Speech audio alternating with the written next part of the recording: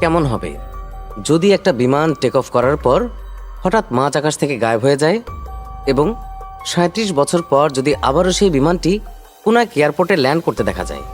ঘটনাটি হয়তো আপনার বিশ্বাস নাও হতে পারে, কিন্তু ফ্লাইট 914-এর সাথে ঠিক এমনটাই ঘটেছিল। এটি কোনো সাধারণ ঘটনা নয়, বরং এমন একটা ঘটনা যা সমগ্র বিশ্বকে হতবাক করেছিল। আমরা কথা বলছি Douglas DC-4 Pan American flight 914-এর, যা 2 জুলাই 1955 সালে নিউ ইয়র্ক থেকে মায়ামির উদ্দেশ্যে রওনা হয়েছিল, কিন্তু কখনো সেটি তার গন্তব্যে পৌঁছায়নি। সকাল তখন 7টা। নিউ ইয়র্কের লাগুয়ার্ডিয়া বিমানবন্দরে আস্তে আস্তে ভিড় জমতে শুরু করেছিল। যাত্রীরা বোর্ডিং করতে ব্যস্ত ছিল। কেউ কেউ বোর্ডিংয়ের পর বিমানে ওঠার প্রস্তুতি নিচ্ছিলেন, আবার কেউ কেউ বাইরে দাঁড়িয়ে কথাবার্তা বলছিলেন। ফ্লাইটটিতে মোট 57 জন যাত্রী এবং 4 জন ক্রু সদস্য ছিলেন এবং সব কিছু স্বাভাবিক ছিল। বিমানটি ক্যাপ্টেন CG টেইলর চালাবেন এবং তিনি তার আসনে বসে সবকিছু পরীক্ষা করছিলেন। এটি একটি সংক্ষিপ্ত এবং স্বাভাবিক ফ্লাইট ছিল, যার গন্তব্য ছিল ফ্লোরিডার মায়ামি, আর সেটি মাত্র 3 ঘন্টার মধ্যে সেখানে পৌঁছানোর কথা ছিল। আবহাওয়া পরিষ্কার ছিল, বিমানে কোথাও কোনো সমস্যা ছিল না এবং সব কিছু নিয়ন্ত্রণে ছিল। ফ্লাইটটি সকাল ঠিক 9:55 উড্ডয়ন করে এবং কয়েক মিনিটের মধ্যেই এটি নিউ ইয়র্কের উঁচু ভবনগুলোকে পেছনে ফেলে আটলান্টিক মহাসাগরের উপরে পৌঁছে যায়। যাত্রীদের মুখে প্রশান্তি ছিল। কেউ জানালা দিয়ে বাইরে তাকিয়েছিল, কেউ খবরের কাগজ পড়ছিল, আবার কেউ কেউ মায়ামি পৌঁছানোর আনন্দে কথা বলছিল। কিন্তু কেউই জানতো না যে পরবর্তী কয়েক মিনিটের মধ্যে তাদের জীবন চিরতরে বদলে যেতে চলেছে।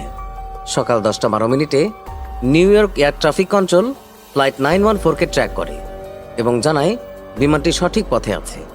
সবকিছু অন্যান্য দিনের মতোই স্বাভাবিকভাবে চলছিল, কিন্তু 10:15 হঠাৎ অদ্ভুত কিছু ঘটে, কারণ রাডার স্ক্রিনে ফ্লাইট 914-কে দেখা যাচ্ছিল না। ফ্লাইট 914 হঠাৎ করে অদৃশ্য হয়ে গিয়েছিল। চোখের পলকেই যেন বিমানটি বাতাসে মিলিয়ে গিয়েছিল। বিষয়টি দেখে এয়ার ট্রাফিক কন্ট্রোলের কর্মকর্তারা অবাক হয়ে যান। তারা তৎক্ষণাৎ বিমানের সাথে যোগাযোগ করার চেষ্টা করেন। ফ্লাইট 914, আপনি কি আমাদের কথা শুনতে পাচ্ছেন? কিন্তু কোনো উত্তর এলো না। তারা আবারও বলেন, ফ্লাইট 914, দয়া করে উত্তর দিন। কিন্তু আবার কোনো উত্তর পাওয়া যায় না। এরপর তারা লাগাতার চেষ্টা করতে থাকেন, কিন্তু ফ্লাইট 914 থেকে কোনো উত্তরই পাওয়া যায়নি। এরপর নিউ ইয়র্ক এয়ার ট্রাফিক কন্ট্রোলে হট্টগোল শুরু হয়ে যায়। এয়ার ট্রাফিক কন্ট্রোলের কর্মকর্তারা ভেবেছিলেন হয়তো কোনো কারিগরি ত্রুটি হবে, কিন্তু যখন তারা অন্যান্য ফ্লাইটগুলোকে ট্র্যাক করে তখন সব কিছু স্বাভাবিক ছিল। শুধুমাত্র ফ্লাইট 914-ই গায়েব ছিল।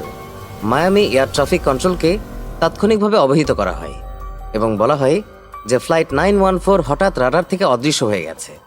এতক্ষণে বিমানটি তার গন্তব্যে পৌঁছে যাওয়ার কথা ছিল, কিন্তু পৌঁছায়নি। এর পরপরই তৎক্ষণাৎ অনুসন্ধান অভিযান শুরু হয়। নৌবাহিনীরা সমুদ্রে বিমানের ধ্বংসাবশেষ খুঁজতে শুরু করে।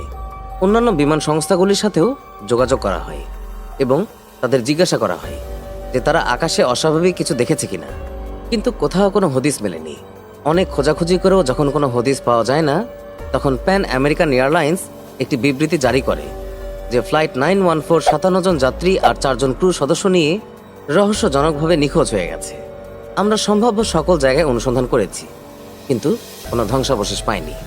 আমরা গভীরভাবে দুঃখিত যে এটিকে দুর্ঘটনা হিসেবে ধরে নেওয়া হয়েছে, কিন্তু এখন প্রশ্ন হলো, বিমানটি কি সত্যি বিধ্বস্ত হয়েছিল, নাকি এটি অন্য কোনো সময় এবং স্থানে আটকা পড়েছিল? এই প্রশ্নটি এখন সবার মনেই ছিল, কিন্তু কারো কাছেই কোনো উত্তর ছিল না। এইভাবে অনেক বছর কেটে যায়, কিন্তু তারপর প্রায় 37 বছর পর 1992 সালে এমন একটি ঘটনা ঘটে যা কেউই বিশ্বাস করতে পারছিল না। 1955 সালে নিখোঁজ হওয়া ফ্লাইট 914-এর কথা মানুষ প্রায় ভুলে গিয়েছিল। এটিকে একটি মর্মান্তিক দুর্ঘটনা হিসেবে ধরে নেওয়া হয়েছিল। যাত্রীদের মৃত ঘোষণা করা হয়েছিল। কেউ আর এখন এই ফ্লাইটটি নিয়ে কথা বলতো না। কিন্তু 37 বছর পর 21শে সেপ্টেম্বর 1992 সালে ভেনিজুয়েলার কারাকাস বিমানবন্দরে এমন কিছু ঘটে যা সেখানে উপস্থিত সকলকে হতবাক করে দেয়। কারাকাস বিমানবন্দরের এয়ার ট্রাফিক কন্ট্রোল প্রতিদিনের মতোই ব্যস্ত ছিল। প্রতিটি ফ্লাইট পর্যবেক্ষণ করা হচ্ছিল এবং সব কিছু স্বাভাবিক ছিল, কিন্তু একটু পর হঠাৎ করে রাডার স্ক্রিনে একটি অজানা বিমানের সিগন্যাল ভেসে ওঠে। এরপর ডিউটিতে থাকা অফিসার জুয়ান দেলা কর্টে স্ক্রিনের দিকে মনোযোগ সহকারে তাকালেন এবং দেখলেন যে বিমানটি কারাকাসের দিকেই এগিয়ে আসছে, কিন্তু তাদের কাছে সেটির কোনো আনুষ্ঠানিক তথ্য ছিল না। তিনি তৎক্ষণাৎ তার সহকর্মীদের ডাকলেন এবং জিজ্ঞাসা করলেন যে এটা কোন বিমান, এটির তো কোনো ফ্লাইট ডিটেইল আমাদের কাছে নেই। ইনভেস্টিগেশন করার পর যখন বিমানের মডেল নাম্বার বেরিয়ে আসে, তখন সকলের মুখে বিস্ময় আর ভয় দুটোই ফুটে ওঠে। তারা দেখেন যে এটি কোনো আধুনিক বিমান নয়, বরং 1950-এর দশকের একটি ডগলাস DC-4 বিমান। এয়ার ট্রাফিক কন্ট্রোলে হট্টগোল শুরু হয়ে যায়। কন্ট্রোল টাওয়ার তৎক্ষণাৎ বিমানের সাথে যোগাযোগ করে, অচেনা বিমান, দয়া করে নিজের পরিচয় দিন। কয়েক সেকেন্ডের জন্য কোনো সাড়া নেই। কন্ট্রোল টাওয়ারে সবাই খুব চিন্তিত। ঠিক তখনই রেডিওতে একটি ভাঙা কণ্ঠস্বর ভেসে আসে, এটি প্যান আমেরিকান ফ্লাইট 914, যা নিউ ইয়র্ক থেকে মায়ামি যাচ্ছে। আমরা কি মায়ামিতে পৌঁছে গেছি?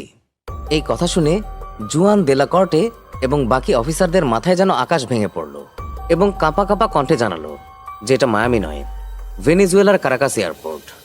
অর্থাৎ ফ্লাইট 914 তার গন্তব্যস্থল থেকে 2200 কিলোমিটার দূরে ছিল। আর পাইলট তো এটা জানতই না যে তারা 37 বছর পর কারাকাস এয়ারপোর্টে এসেছেন। পাইলট যখন শুনতে পান যে তিনি মায়ামির পরিবর্তে কারাকাস এয়ারপোর্টে আছেন, তখন তিনি ঘাবড়ে যান এবং কারাকাস এয়ারপোর্টে ল্যান্ডিংয়ের অনুমতি চান। এয়ার ট্রাফিক কন্ট্রোল দ্রুত বিমানটিকে ল্যান্ডিংয়ের অনুমতি দেন, আর অনুমতি পাওয়ার সাথে সাথেই পাইলট বিমানটিকে কারাকাস এয়ারপোর্টে ল্যান্ড করায়।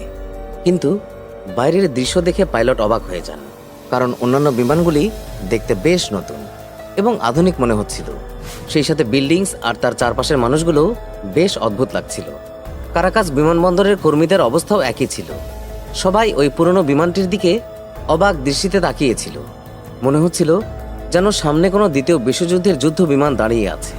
পাইলট যখন বিমানবন্দরের ট্রাফিক কন্ট্রোল টিমের সাথে কথা বলেন, তখন তিনি জানতে পারেন যে সে 1992 সালে এসে পড়েছে। এই কথা শুনে পাইলট হতবাক হয়ে যায়।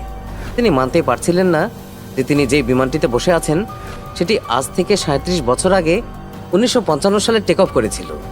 এই কথা শোনা মাত্রই পাইলট বিমানের ইঞ্জিন চালু করে দেয় এবং তৎক্ষণাৎ সেখান থেকে উড্ডয়নের সিদ্ধান্ত নেন। শেষবার যখন তিনি সেখান থেকে চলে যাচ্ছিলেন, তখন তার হাতে একটি ফাইল ছিল এবং সেই ফাইল থেকে একটি কাগজের টুকরো পড়ে গিয়েছিল। আর এরপর বিমানটি টেক অফ করেছিল। যদিও বিমানবন্দরের কর্মীরা বিমানটি থামানোর অনেক চেষ্টা করেছিলেন, কিন্তু ক্যাপ্টেন কারো কথা শোনেননি। কন্ট্রোল টাওয়ারের কর্মকর্তারা রাডারে বিমানটিকে ট্র্যাক করার চেষ্টা করেন, কিন্তু কয়েক সেকেন্ড পর বিমানটি আবারও অদৃশ্য হয়ে যায়। এরপর ফ্লাইট 914 কোথায় গিয়েছে কেউ জানে না। আজ পর্যন্ত না তো এটি মায়ামি পৌঁছেছে, আর না এটিতে বসা কোনো যাত্রীর সন্ধান পাওয়া গেছে। আর পাইলটের হাত থেকে যে কাগজের টুকরোটি পড়ে গিয়েছিল তা আসলে একটি ক্যালেন্ডার ছিল, সেটাও 1955 সালের, যা এটা প্রমাণ করে যে এই ঘটনাটি 100% সত্য ছিল। কিন্তু এখন প্রশ্ন হলো, যদি সত্যিই এমনটা হয়েছে, তাহলে 1955 সালে উড্ডয়ন করা বিমান 37 বছর ধরে কোথায় ছিল? এই ঘটনাটি কোনো সায়েন্স ফিকশন মুভির মতো মনে হয়, কিন্তু কিছু লোক বিশ্বাস করে যে এই ঘটনাটি সম্পূর্ণ সত্য। আবার কেউ কেউ এটিকে একটি কাল্পনিক গল্প বলে মনে করে। ফ্লাইট 914 রহস্য দশকের পর দশক ধরে মানুষকে অবাক করে আসছে এবং এর সমর্থনে অনেক গল্প এবং কথিত সাক্ষী রয়েছে, কিন্তু আজ পর্যন্ত এর কোনো সুনির্দিষ্ট প্রমাণ পাওয়া যায়নি। কিছু প্রতিবেদন অনুসারে এই গল্পটি 1980-র দশকে শুরু হয়েছিল, যখন একটি আমেরিকান ট্যাবলয়েড সংবাদপত্র এটি প্রকাশ করেছিল। বলা হয় যে এই গল্পটি সম্পূর্ণ বানোয়াট এবং এর কোনো আনুষ্ঠানিক রেকর্ড নেই। অনেক বিশেষজ্ঞ দাবি করেছেন যে ফ্লাইট 914 কখনো অস্তিত্বেই ছিল না এবং কারাকাস বিমানবন্দরে এমন কোনো ঘটনা কখনো রেকর্ড করা হয়নি। তাহলে এই গল্পটি কোথা থেকে এলো? এটি কি শুধুই একটা বানোয়াট গুজব ছিল, যা সময়ের সাথে সাথে আরও বেশি রহস্যময় হয়ে উঠেছিল, নাকি এর পেছনের আসল সত্য কোনো গোপন ফাইলের মধ্যে লুকিয়ে আছে? সত্য কি কেউ জানে না, কিন্তু একটা বিষয় নিশ্চিত, ফ্লাইট 914 রহস্য আজও মানুষকে অবাক করে এবং সম্ভবত ভবিষ্যতেও করবে। তবে আপনি কি মনে করেন ফ্লাইট 914 কি পৃথিবীতে আবারও ফিরে আসবে, যেমনটি 37 বছর পর 1992 সালে এসেছিল, নাকি এটা শুধুই একটা কাল্পনিক গল্প?